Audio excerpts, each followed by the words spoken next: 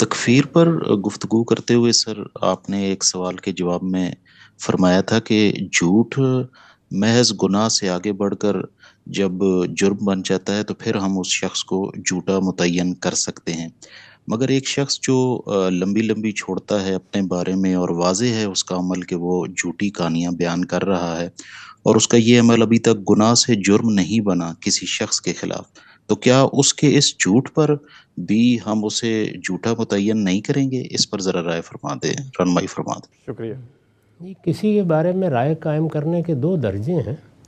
ایک یہ ہے کہ میرا تجربہ کسی آدمی کے بارے میں ہو گیا، مجھے ذاتی طور پر رائے قائم کرنے کا حق حاصل ہے۔ اپنے احباب کو بھی میں بتا سکتا ہوں کسی ضرورت کے تحت کہ میرا تجربہ فلاں شخص کے بارے میں یہ جھوٹا آدمی ہے، دھوکہ دیتا ہے، فریب دیتا ہے۔ اس طرح کے معاملات شخصی زندگی تک بالکل ٹھیک ہیں، کیونکہ یہ فیصلے تو ہم کو کرنے ہوتے ہیں۔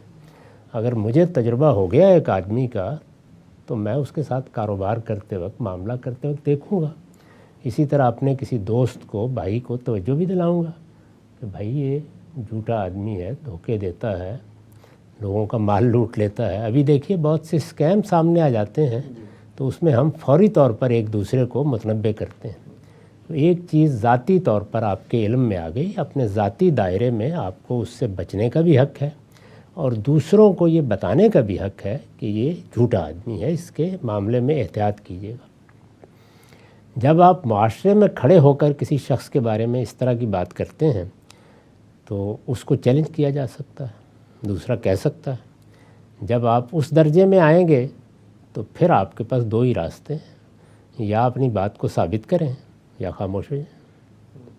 اس وقت آپ اگر بولتے رہیں گے تو اس کا اندیشہ ہے کہ آپ کی پیٹھ پر کوڑے برسا دیے جائیں۔ تو یہ دو بالکل الگ الگ دائرے ہیں۔ ذاتی معاملات کے دائرے میں جہاں کوئی قانونی مسئلہ پیدا نہیں ہوتا، اب ہمیں معلوم ہو گیا کہ ایک آدمی بدکاری کرتا ہے یا کسی عورت کے بارے میں معلوم ہو گیا، اپنے گھر والوں کو، اپنے اعزاء کو، کسی کو تعلقات کے معاملے میں آپ تنبیہ بھی کر دیتے ہیں کہ اس میں ذرا احتیاط کرنا، لیکن اگر آپ نے آگے بڑھ کر معاشرے میں یہ الزام لگا دیا تو آپ کو معلوم ہے کہ قرآن مجید نے کہا کہ پھر 4 گواہ لاؤ ورنہ اپنی پیٹھ پر کوڑے کھاؤ۔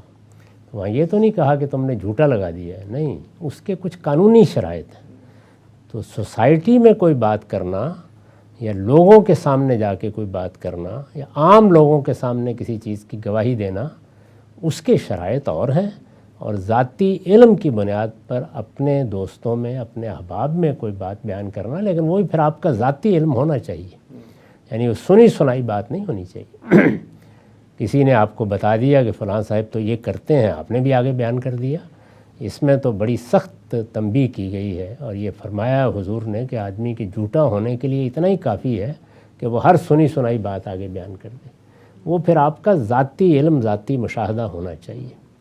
بہت سے رہنما، لیڈر، علماء، دانشور ہیں جن کے بارے میں مثال کے طور پر میں ذاتی طور پر جانتا ہوں کہ ان کی سیرت، کردار کیا ہے، تو اس کے بارے میں تو مجھے بات کرنے کا حق ہے، لیکن یہ کہ ان پر بھی اگر میں کوئی بات پبلک میں جا کے کروں گا جہاں چیلنج ہو سکتی ہے تو وہاں تو گواہی پیش کرنی ہوگی، اس سے نیچے کوئی بات نہیں ہو سکتی۔